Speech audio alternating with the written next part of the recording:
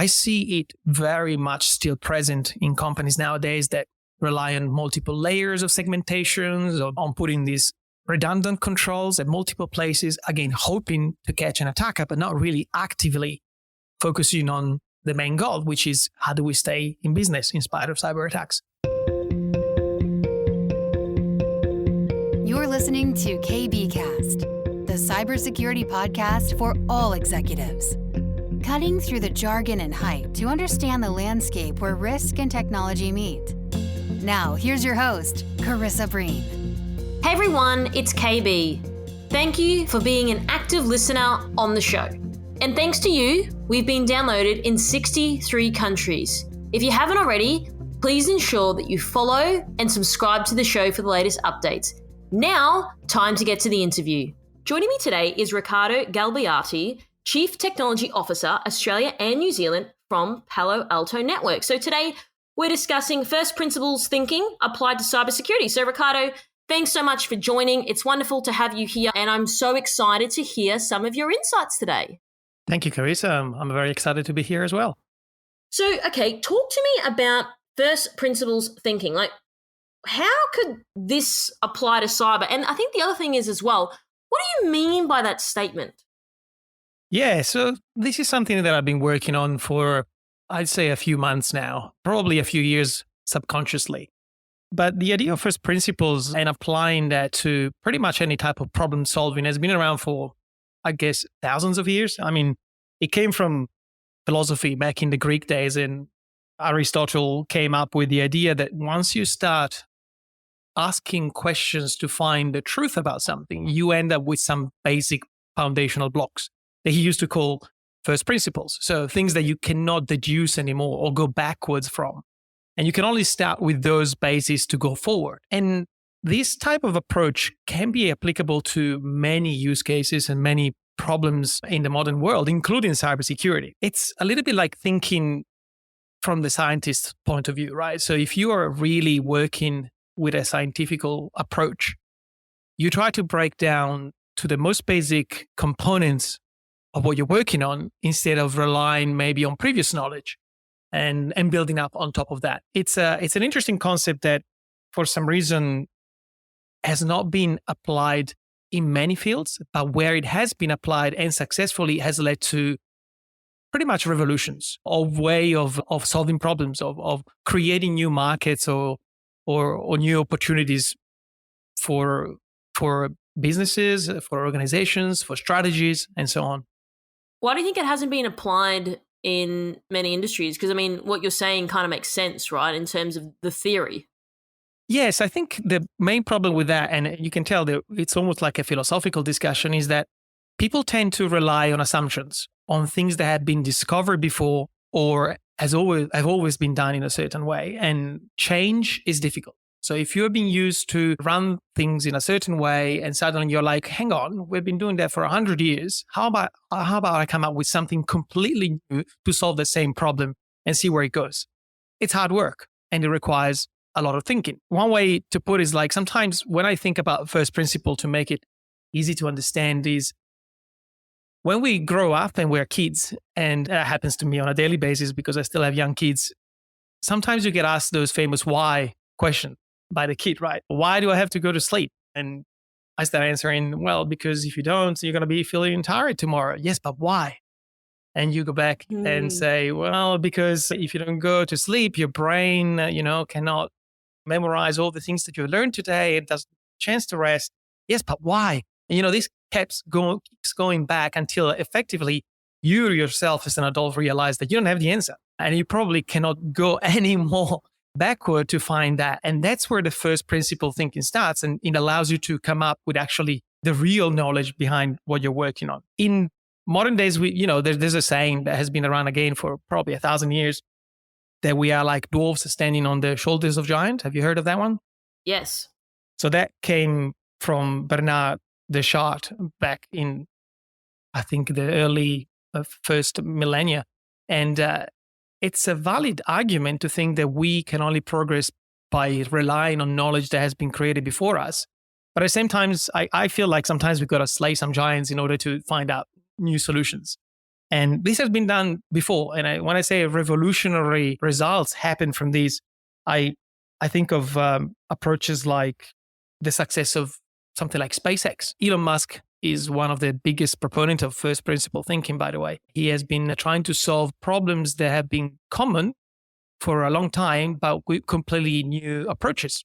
And one of the examples that I normally bring up is the one of SpaceX. Like, how do you solve the problem of sending rockets to space, to the moon or to Mars, with the fact that rockets are too expensive, that most of the rocket components get completely discarded. And he managed to rethink the whole strategy behind it, including the idea of having reusable rockets. And that was never even considered. And he didn't do a progressive, let's say, incremental addition to what was done before. He completely rethought the problem from scratch and came up with a completely new solution. Your kid's asking why. I was that kid, and so was my brother, and Google didn't exist, so it drove my parents crazy. They had to get encyclopedias. It was like, always, but why? But I still ask why, which is why I love running the show. I want to know why. I'm curious. So I think that, I don't know whether I haven't grown up and become an adult, but I still have that mentality like a kid of knowing why. So I think that it's so interesting that you say that, because I can relate to that when I was a kid. Do you think as well, though, Riccardo, like I've spoken to people, like whether it's casually or in business, I feel that people just can't handle when you ask them, like, well, why is that the case? Now, it's different on the show because people, people like yourself, they come on here, they like that I ask those questions. But I've found in my life that when I'm asking someone like, well, why is that? Or why do you think that way? Or why are you doing it that way? It's like they just can't handle it. Why do you think that's the case? Well, I think you hit the nail on the head right there. So first of all, to be a good journalist, you need to ask those whys. So I'm glad that you do that. But secondly, whys and asking whys is really digging into deeper inner knowledge. And sometimes that makes people uncomfortable because first of all, they're not sure they know the answer. And then it requires them to think outside the box. That's the whole idea of putting yourself in that first principle mindset.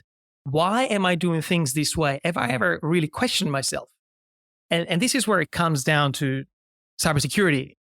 Like I talk to many organizations on a daily basis, and you'll be surprised how many times I ask them, why are you spending so much money or focusing on cybersecurity in the first place? What are you trying to achieve? And sometimes even at the CISO level and beyond, they don't have the answer. They focus maybe on, because I need to protect my devices, or I need to protect my employees, or I need to. But if you dig down into that rabbit hole, you figure that they don't have the real answer because they've never thought about it. And in some cases, the answer should be pretty much the same for all these organizations. If we think about cybersecurity nowadays, it used to be an IT problem, right? So, or an IT side of the business. You normally had reporting lines into the IT business, and people thought about cybersecurity experts as IT. But I would argue that nowadays we can clearly say that it's a business function. Cybersecurity is now helping the business itself, not just the IT element of business. So if we boil it down to why cybersecurity should be in place and finding that kind of first principle applied to cybersecurity is probably to make sure that the business keeps running in spite of cyber attacks. That should be the overall mission. So avoiding the risk of reducing the risk and probability of a cyber attack impacting materially your business. That's the answer to the original why. And not many people, and even CISOs, and as I said, security practitioners have the answer in their head. Yeah, I totally understand what you're saying. Don't you think that's a little bit concerning though? I mean, if you're a leader and you're not asking like, why is this being done? Like, do you think that warrants being a leader then? Like, or else that just feels like you're just following the bouncing ball. You're not really creating change or innovation and potentially saving money or saving your organization from cyber criminals or adversaries. So I just don't know I don't understand why people are not asking why more. Do you think it's because people perhaps don't have that capability? They don't want to sort of lift open that door and discover what's underneath it? Are they lazy? Like what is it? I think there's a few reasons behind that approach and the fact that people don't go that deep is because probably they're, first of all, too busy. There's a lot going on in any medium to large organizations. The amount of tools and controls that a person in security responsibilities has to manage is overwhelming. So if you actually stop focusing on those and go back to asking yourself questions, you feel like you're wasting time. You're wasting valuable time, or you might let your team down, or you might let your infrastructure not working properly, or feeling like you're missing the day-to-day operation side of things. That's, I think, one of the reasons. And the other one, as I mentioned before, is the fear of change. So maybe you find out that one approach that you've been relying on for many, many years is not as effective as you think. But changing that is going to take a long time, a lot of money, different people to be involved, and it's just too hard to move on from. So they kind of compromise or settle on, well, we're not ready for that change now. It's probably not the right time. And we'll stick with what we have, and we'll keep floating as far as we can in terms of not going under or being overwhelmed, but we're not going to make a change that could drastically improve our cybersecurity strategy in the first place. Yeah, and I understand, and I do get it, and I do have empathy because it is hard to do. But how do we find the balance? Because you can't just keep saying, oh, we'll just sort of float along and see what happens. But, we also don't want to come to the point where you're asking why and wanting an answer for every little trivial thing, perhaps. So how do you strike that balance in an organization? There are some, let's say, obvious assumptions that have been around for many years that have started to be questioned, even by the industry in itself. I'm thinking specifically, obviously, in cybersecurity, things like being strategic about your cybersecurity about your cybersecurity program might not mean relying on overused tactics that effectively are not strategic. I'm thinking like defense in depth. That is one of the most popular approaches to cybersecurity that derives from the days of military engagements and, fighting of soldiers in between countries and how they laid down trenches and obstacles for the other armies not to be able to cross. It's a very passive approach that hopes basically that an attacker stumbles on one of these controls, and then if he manages to pass through that one, hits the next one, and then he gets stopped there. And if you think about it, that's not really strategy there. It's more of a, as I say, passive way of trying to limit movement, but expecting that to happen anyway. So that defense in depth approach, I see it very much still present in companies nowadays that rely on multiple layers of segmentations, on putting these redundant controls at multiple places, again, hoping to catch an attacker, but not really actively focusing on the main goal, which is how do we stay in business in spite of cyber attacks? And that mindset is starting to go away. I have made a lot of conversations with organizations that are effectively removing perimeters, for example, which is directly associated with the approach of defense in depth, thinking that, well, actually, a perimeter is a very legacy way of thinking about protecting my assets. And we've demonstrated over multiple years and iterations that even concepts like zero trust are effectively targeting the inefficacy of perimeters. Because once you breach a perimeter, in the majority of cases, you are free to move within that perimeter. And so perimeters are starting to disappear. And I see this apply to many other areas of cybersecurity. I can think of the Security Operations Center, on how, again, through many, many years and iteration, it has evolved into what it is today. And in most cases, it doesn't really serve the mission of cybersecurity because it's overwhelmed. It's focusing on collecting alerts instead of operating cybersecurity, which should be the purpose of the SOC itself. A lot of pockets in cybersecurity are starting to realize that long-serving preconceptions and assumptions can be broken and probably changed by new approaches. And that's part of the first principle thinking I'm referring to.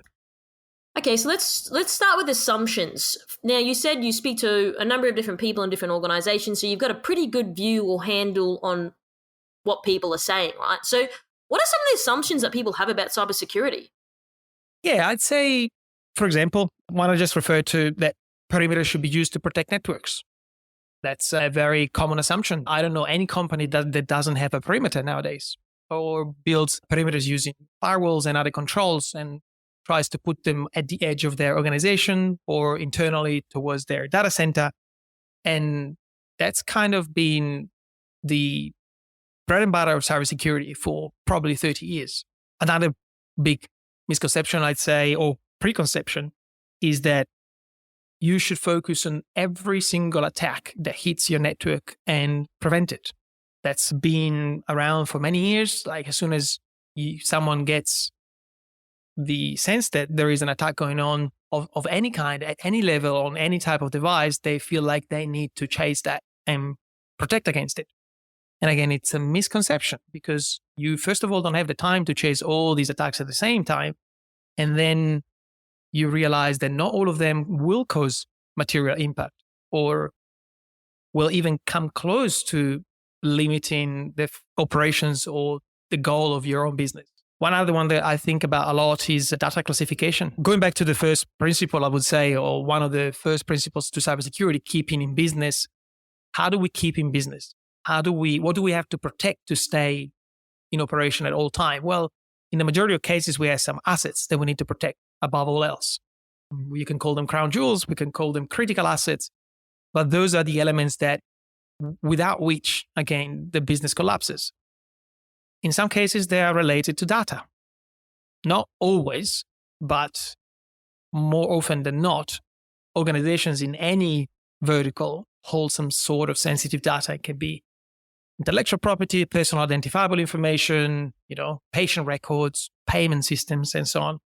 Data that you're storing. So if you know where that data, the most critical, is, and you know that you're protecting it appropriately, or you have the highest level of controls around it, you don't have to classify the entirety of your data storage across the organization. And that is a misconception. People think that unless you've done complete data classification for the organization, you cannot actually start prioritizing where to focus. These are just some examples, but there are many that, again, have been applicable to cybersecurity. One other that just pops up in my mind now is like the security operations center. Going back to that, I am too small to run a security operations center. I don't need it. I can't have it. I don't have the staff or the skills to run it. Is that true? Well, if you are thinking of running the security operations center in a completely manual way, using people to run it, yeah, probably it is true.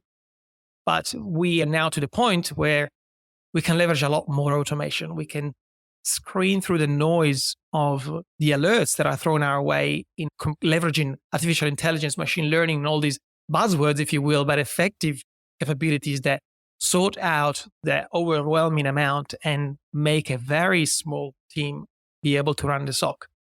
This is where I normally think when I refer to misconceptions in cybersecurity today. Great examples. I'm picking up what you're putting down there. You said keep in business. Now, I've spoken to many people on this show about a cybersecurity practitioners thinking enough about how the business works, how it makes money, how we stay in business, the mechanics. So what do you think about that, Riccardo? Do you think people are thinking along those lines? Because, I mean, at the end of the day, like, if the business is not making money, like, you don't have a job as a security person, really. Like, if the company goes bankrupt, like, it doesn't matter anymore. So I'm curious to know from your perspective, are people thinking about how do we keep in business? Do you think people are doing it enough? And then if not, how can we sort of encourage people that this is what they should be leading with, which again falls back to your philosophy on the first principles thinking? Yes. So I don't think so. As I said, when I speak to organization, it's rare for me to find someone who actually tells me that they are focusing on maintaining the business in operation. They normally focus in their own little pocket of influence. If you are in network security, you focus on, establishing proper policies of access in between the network. And that's as far as you think you're contributing to the business. If you are in a network operation, it's all about availability. If you're in endpoint detection and response, you care about securing those devices where they are, making sure they don't get compromised. So we can't have everyone thinking about everything at the same time.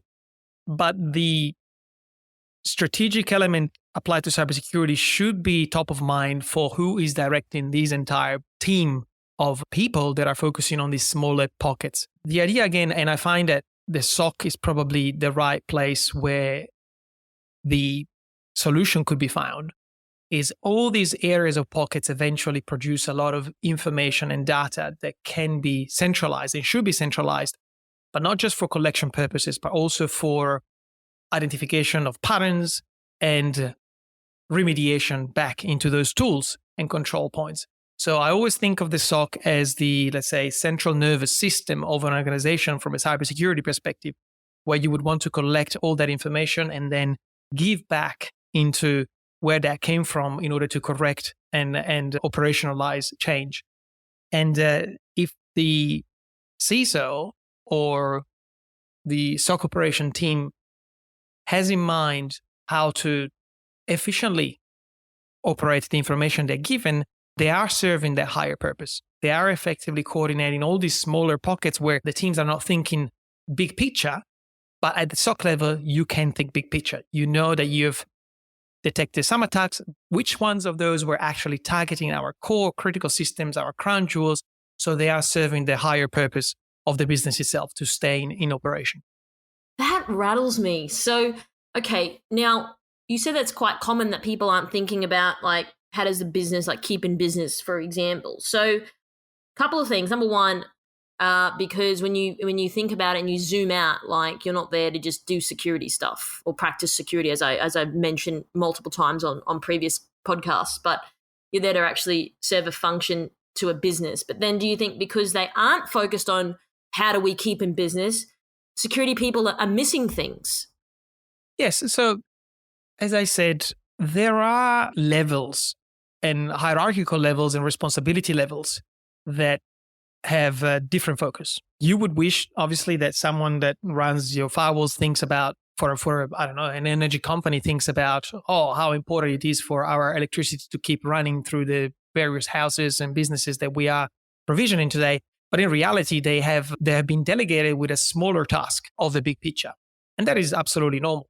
You can't just apply, big picture thinking to every single piece of the puzzle. I'd say the cybersecurity is comprised. What it would be nice, though, is that all these little pieces of puzzle are easily mixed together, that they integrate with each other, that they can talk to each other so that a couple of layers up, the picture is very clear, right? So if you have pieces of puzzle that don't connect, and then you try to draw or see the whole picture that the puzzle is trying to represent, it's going to be very complicated to keep it together. While if these pieces are designed in the first place to communicate, to share information with each other, to contribute to the bigger picture, then a few layers up, that mission is achieved. So we can't expect every single security practitioner to align to the very first principle of maintaining the organization in business at all time, in spite of cyber attacks. But at the bigger picture level, at the C level, that should absolutely be the mission. And it's changing. It's slowly but surely changing. One of the biggest conversations I have at the moment with organization is the reduction of fragmentation. As I said, you want the puzzle, you want the pieces, but maybe you don't need a 1,000 piece puzzle. Maybe you need a 20 piece puzzle. So takes less time to assemble. It's easier to see the picture earlier. Pieces communicate with each other and you overall get a better outcome. If you have 1,000 pieces, have you ever done a 1,000 pieces puzzle? No. It takes. Never. It takes a long time. My mother-in-law loves puzzles, and sometimes I see her working for days, if not weeks or months in putting them together. But it's really hard to get there. It takes a long time, and we don't have that time in cybersecurity. So, okay, from a team member perspective, I get it, like you can't be thinking big picture, but as you said, there are layers to it. But I mean, as a leader, and you were sort of saying before that like some leaders don't think about this. So that's the problem, right? Like if you're a leader and you're not thinking about big picture and what we're here to do as a function to protect our business and keep in business, that's where I see there's the unraveling. Yeah, absolutely. Look, it's not always like that. I'd say this type of mission, this type of thinking is normally in the back of their mind. And it also connects to the way they report, right? Who does the security leader report into? Is it the board directly? Is it financial officer instead? Or is it a risk type of chief risk officer? So depending on the reporting line, normally they are much closer to the business needs and they feel the demands of the business falling down on them. So they kind of are reminded of the mission behind the cybersecurity program itself. But in some cases, and especially where a lot of fragmentation is happening, as I said, they are too busy keeping the pieces together than focusing on the big picture. So they eventually delegate. They delegate a lot, maybe into the project side of things. We need to deploy endpoint solution because ours is obsolete. Yes, but have you actually thought about how is that contributing to the overall strategy? How far, what specific contribution does it do to staying in business? Is compromising one of the laptops of the employees critical from a material perspective? Is it actually going to move the needle in the overall security risk perception, or is it just a nice to have? And these type of approaches, again, going down towards the reduction of fragmentation are what normally brings back the awareness of we can do more with less. We can actually do or achieve more with less capabilities if these capabilities are better integrated. The advent of one of the biggest indicators of this approach being successful is companies are starting to focus less on the best of breed approach in deploying cybersecurity. This was a big topic in the last 10 years, I'd say. If you think about how security technology is developed, normally there's something new that gets created, like a new way of offering a service to customers, a new way of storing information, maybe in the cloud or accessing it via API. And then we realize that that system or that methodology is so effective and advanced, but it uses new technology that we don't know how to secure. And so a new startup gets created to solve the problem. And there you go. You got another best of breed tool that does exactly that and tries to fix that issue right then and there. You need to have it, because if not, that new technology you are using to service your customer better is not protected. But if you play that game for too long, and with the speed and in developing new solutions and new technologies advancements, you will end up with hundreds of best of breed products and capabilities. And that's where the focus ends up being, instead of saying, what are we here to do really? So that consolidation of best of breeds into platforms and consuming the capabilities from platforms has become a trend that facilitates, again, the thinking at a bigger picture level. I hear what you're saying. So how would you recommend, Riccardo, like you spoke before around, things being fragmented. How can people be less fragmented? Do you have any sort of recommendations or any advice? Yeah, so as I was just referring to, the platform approach to cybersecurity is becoming quite mainstream. There's a few statistics about how many of these single best of breed tools are utilized by companies now to secure their environments. And I think it ranges between the 70s to the 100s. So between 70 to 100 individual products on average are used. And that's way too much. So what we have seen is that when these capabilities are adopted into a more of a platform approach, where you can subscribe to the platform and choose which capability to consume from it, it becomes much easier, first of all, to access the capability itself. The platform normally guarantees that there is communication between the various capabilities or modules that the platform is comprised of. So it solves a lot of the, let's say, language barrier between tools that are not designed to talk to each other.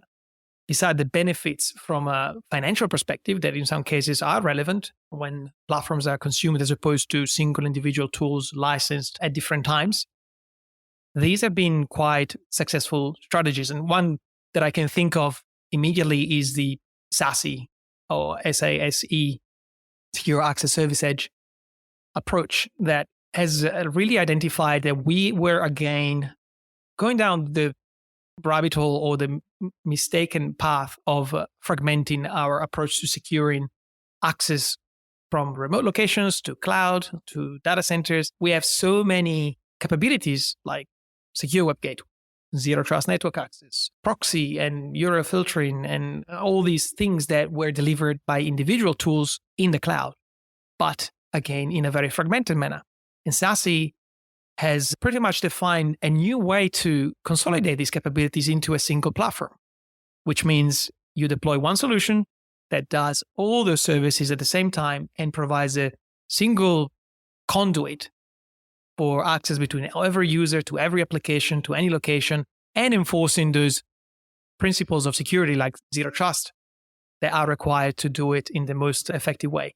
So that mentality, as I said, is starting to get traction. And if, security analysts like Gartner are predicting that this is the way to go, and between now and 2025, 80% of organizations will look in consolidation of these capabilities into a SASE, mostly single vendor approach, then we're seeing that there is change happening.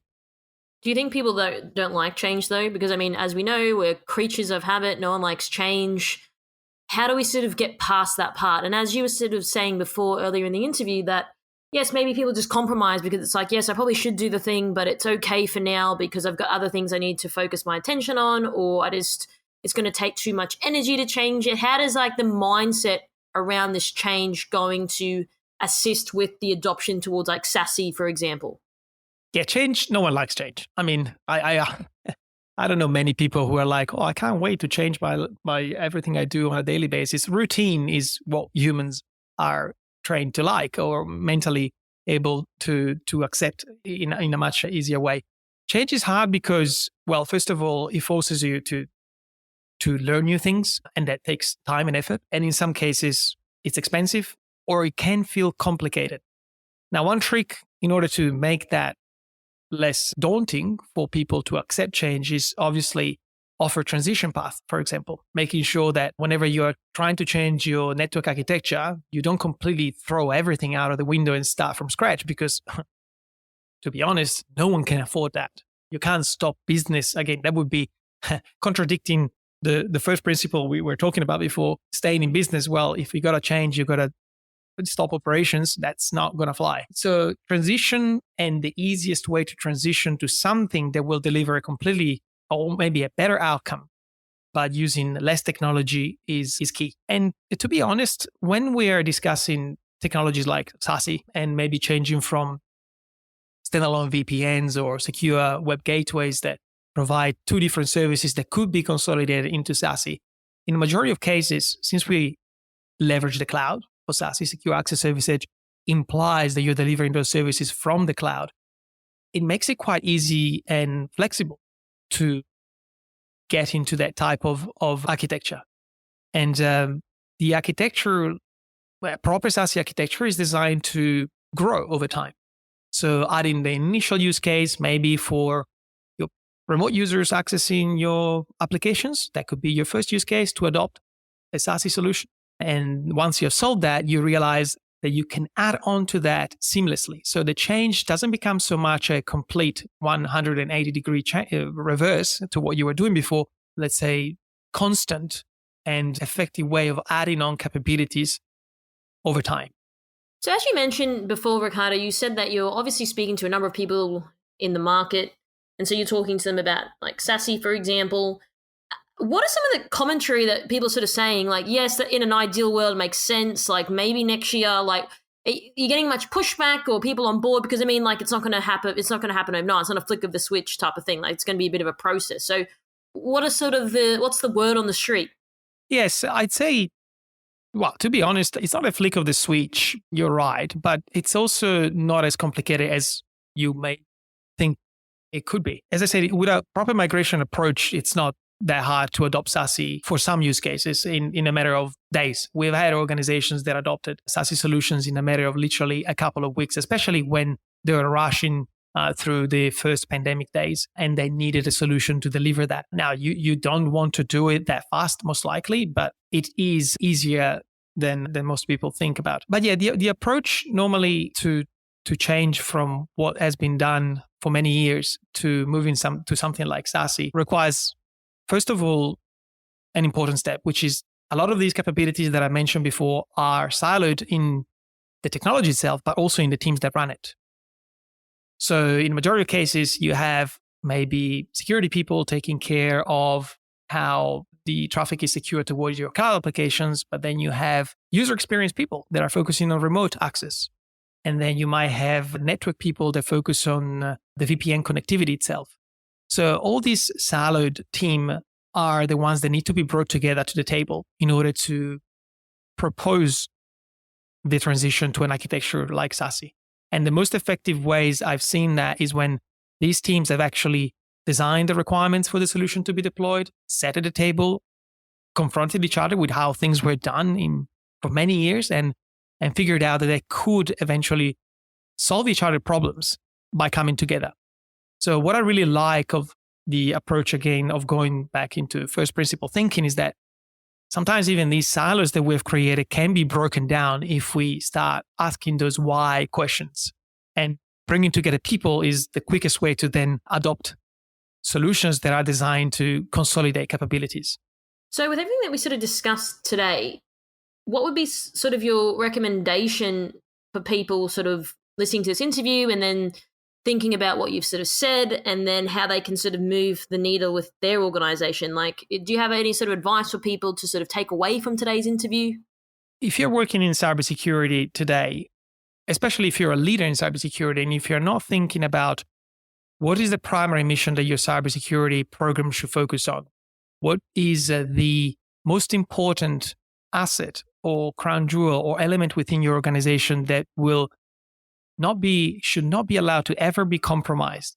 If you're not answering that question, you should probably go back to the drawing board and try to understand if you are overcomplicating the issue in the first place, if there are areas of optimization that you can focus on, especially in reduction of fragmentation of capabilities that is distracting you from that mission. Once you have realized that cybersecurity is a function of the business and not so much a function of just the IT department, you will probably find that you've answered some of the first principle questions and you can think about your cybersecurity strategy in a completely different light and probably get on the other side of this tunnel of thinking with a better idea, better solutions, probably a better budget in the long term, medium to long term, because you're going to realize that most of the capabilities you're implementing today are probably overlapping and unnecessary to achieve that main business goal, which is staying in business, running or servicing your customers or your organizations without being disrupted by cyber attacks. Do you think that some people are not aware that there's overlap, or do you think they are aware, but again, it comes back to, well, I've got other things to do and I've got to prioritize things, or what are your thoughts on that? I think that some people are aware that there is overlap. And in some cases, it's quite obvious. Like, as I said before, defense in depth, I wouldn't call it a strategy because for me, it's very tactical, but it's an approach that requires overlap as part of the design. So in some cases, this misconception has been so embedded in the mentality of cybersecurity practitioners that it's hard to go away from. But in other cases, they do not realize that there is overlap. I'm pretty confident in saying that if you have over 75 security products and you are the leader of the security team, like the CISO, you probably have no idea how many of these are doing the same thing or overlapping with each other or conflicting with each other. That is quite common. So doing a proper assessment of even how many tools you have, which again, it's sometimes is a wake-up call, and realizing how many of these tools could be consolidated is the first way to realize if you are overlapping and how far you're doing that. 75 is a lot. You said 75 to 100. Yes. That's and I guarantee you some of them not even being utilized at all, or people don't even know the full functionality of some of these tools that are out there. Correct. So in some cases, these things have been deployed a specific technical requirement, maybe towards a new technology or even specific type of attack that was over the last few years and then never utilized. Either never utilized or never utilized to what the original intent was. Maybe put into place and forgotten. Policies never reviewed or misconfigured. And if they are utilized, as I said before, they normally tend to create alerts that get sent to the SOC and either discarded or not connected to the rest of the visibility that should be required at that level. Yeah, wow, it's just sort of, I've heard this a lot from people on the show around like the tools and not like or people have purchased a tool and then that person's left and then people don't even know that it exists there, or there's a political thing as to why they want a certain tool because they leveraged it before in a previous company. There's a lot of that goes on. So do you think that like over time you just got to really quote unquote trim the fat and start to ask those questions? Like, do we need all of these things, right? Absolutely. That's exactly what consolidation is about. Like to give you an example, last year, and I asked them how they were managing their SOC and how they were ingesting alerts from all their tools, which they had a few dozens of. And they told me, oh yeah, definitely. We're using like a SIEM, security information event management system, where we're collecting that. But, it's quite expensive to license the tool. And I said, so what are you doing about that? And the answer was, well, obviously, we don't want to spend that much money in having all that alerts stored. So we filter out. Before it hits the SIEM, we get, let's say, 1 million alerts. We can only process because we want to pay only for 200,000. So we reduce the ingestion rate into the SIEM. And I said, have you actually thought that you are completely overriding the utility of that tool if you don't feed it with all the visibility that you can? So clearly you have tools that are sending alerts that you don't care about, or you only care about how many you can process, so you're missing the big picture. So that's what fragmentation... It's counterintuitive. Exactly. It's exactly counterintuitive. You're hoping that your security operations center, your SIEM, is the one that has the biggest knowledge, has the vastest ability to visualize these alerts, but you're filtering them out to save money. That is not serving the business, and that is not serving the overall mission. You're missing out because you're seeing the small picture and not the big picture. But can I just ask on that front? I mean, you obviously work for a vendor, but wouldn't the vendor be like, hey, like, I totally hear your point, but maybe we can work this another way? Like, how are they okay with that? Because like you said, it's overriding the utility of the tool, right? Or the function. So how can a vendor sit there and actually be comfortable with that for their customer? Yeah, well, in some cases, the vendor is counting on the fact that the more, again, if your licensing model is based on the fact of how much you can ingest and how much you can store in your own SIEM, let's say, then it's in the interest of the vendor itself to make sure that that is the largest amount possible. But cases, the correct approach would be, well, instead of filtering manually these alerts that are coming towards your SOC, how about you implement some sort of automation that takes care of the overwhelming amount of alerts automatically and then lets only the ones that need to be acted upon by a human. So that kind of solves the problem of storage. It solves the problem of human skills shortage in the SOC because you need less people to run it. So in fact, one of the most recent evolutions in our product line is twisting effectively or flipping around the way that alerts are processed in the SOC. We have been used to the idea that we have humans that receive alerts and they ask machines to help them sort them out. While what we want to do is the exact opposite. We want machines to sort out all the alerts they can and then let humans intervene after, whenever something cannot be processed by an automated process or an artificial intelligence algorithm. So we see that is a much better approach than instead try to limit ingestion for the sake of saving money. Yes, I mean, look, I think each vendor to their own and their approach, but again, it's always about looking after customers. So I think that you make an excellent point there at the end. So thanks so much for sharing that. So in terms of any final thoughts or closing comments, Riccardo, is there anything specific you'd like to leave our audience with today? I'm optimist towards the future and the fact that given the conversations that I have on a daily basis, the approach towards consolidation and reduction of fragmentation, of removing of the silos between different teams is showing that there is a new trend in cybersecurity that is aiming at answering those first principle thinking type of question. We're going back to finding out what is the true mission of our team, of our cybersecurity program, and that is absolutely positive. What we need to see happen is probably the whole cybersecurity industry coming along with that approach. I still see a lot of, let's say, small new startup being created for the sake of solving an individual technology or issue in the cybersecurity space that eventually will get peer and not deliver any particular outcome to customers. So I hope that the cybersecurity industry will come together and try to partner up more than silo, because if customers are going down that path, we would expect also the vendor side of things to do the same. Absolutely. So thank you so much for your very frank and honest conversation. I didn't expect anything less from you. So thank you so much for your time and sharing some of your insights today, Riccardo. I really appreciate it. Thanks for coming on the show. It's been a pleasure, Carissa. Thank you. Thanks for tuning in. We hope that you found today's episode useful and you took away a few key points. Don't forget to subscribe to our podcast to get our latest episodes. This podcast is brought to you by MercSec, the specialists in security, search, and recruitment solutions. Visit mercsec.com to connect today. If you'd like to find out how KBI can help grow your cyber business, then please head over to kbi.digital.